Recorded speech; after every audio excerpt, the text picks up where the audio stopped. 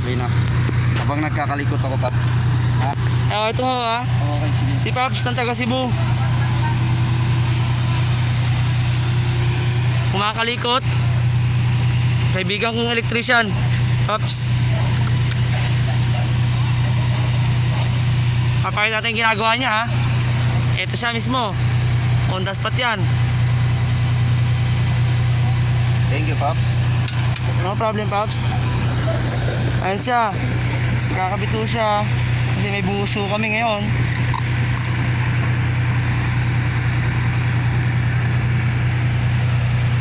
Ang kausay ang mga electrician dito, sabi yan.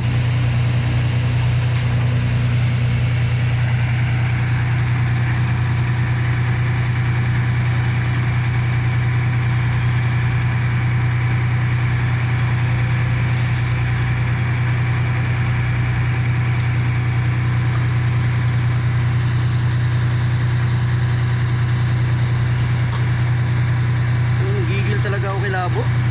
Sira ulo yun eh. Bakit may papadala dun?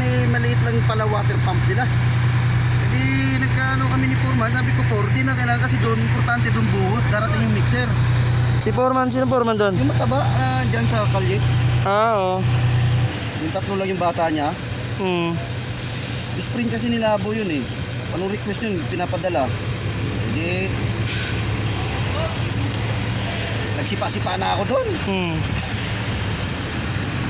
Sabi ko, hindi kailangan ng malaking pinsit dyan kasi unang-una vibrator ang dala. Nagulat si Foreman, sabi Foreman, bakit may vibrator? Ako hindi naman dyan yun eh. No good water. Oh, mineral, sinalin ho. Metong Chinese.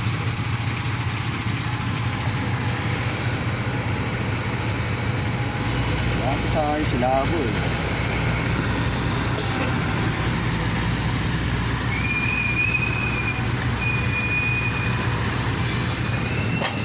Nakakainis din sila respetuhin. Ano Paps? Okay ito Paps, mamaya na ako. Okay na, Paps.